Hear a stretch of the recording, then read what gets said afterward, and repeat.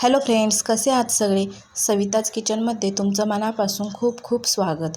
तर आज आपण घरच्या घरी फ्रूट कस्टर्ड बनवतो आहे. लहान मुले जर फळे खात नसतील तर तुम्ही अशा पद्धतीने सोप्यात सोपी रेसिपी बनवा आणि मुलांना खायला द्या. तर चला मग आपण पण ह्या रेसिपीला सुरुवात करूया. आणि ही रेसिपी खूप सोपी आहे. व्हिडिओ शेवटपर्यंत तुम्ही नक्की बघा. चला मग सुरुवात करूया. त्यासाठी मी गॅसवर एक पातेलं ठेवलं आणि पातेल्यामध्ये अर्धा लिटर दूध गरम करण्यासाठी ठेवले. अर्धा लिटर दुधामधीलच थोडेसे दूध म्हणजे 2 चमचे दूध आपण वाटीमध्ये बाजूला काढून घेऊया, कारण आपल्याला स्लरी बनवायची आहे. आता या दुधामध्ये आपण 2 चमचे कस्टर्ड पावडर घालून घेऊया आणि चमच्याच्या सहाय्याने मिक्स करून घेऊया. अजिबात गुठळ्या बनवायच्या नाही, याच्यामध्ये व्यवस्थित मिक्स करून घ्यायचं. बघू शकताय अशा पद्धतीने मी ते स्लरी बनवून घेतले कस्टर्ड पावडरची. तोपर्यंत तिकडे दूधसुद्धा गरम होतं आहे. मस्तच. तर बघू शकता आता इथे दुधाला पण उकळी यायला सुरुवात झाली आहे. तोपर्यंत मी याच्यामध्ये चवीनुसार साखर घालून घेते. जेवढं तुम्हाला गोड हवं आहे तेवढं तुम्ही साखर घालू शकताय, कमी जास्त करू शकताय. आता आपण वाटीमध्ये जी स्लरी बनवली ती आपण याच्यामध्ये घालून घ्यायची आहे. घालताना सुरुवातीला परत एकदा आपण ती मिक्स करून घ्यायची, कारण तळाला ती पावडर बसते म्हणून. आणि दुधामध्ये घालायची, एका हाताने हलवून घ्यायचं व्यवस्थित, गुठळ्या अजिबात होऊ द्यायच्या नाहीत. बघू शकताय. आणि एक उकळी आली की आपण गॅस बंद करणार आहोत. तोपर्यंत हे आपण शिजवून घ्यायचं आहे. बघू शकताय आता इथे उकळी यायला सुरुवात होईल,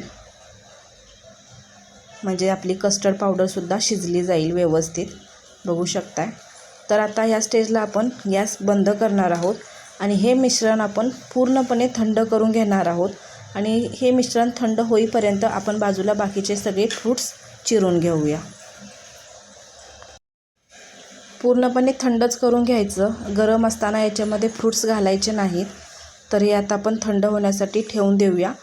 आणि एक अर्ध्या तासाने तुम्ही बघू शकताय दाटसरसुद्धा झालेलं आहे आणि पूर्णपणे थंडसुद्धा झालेलं आहे.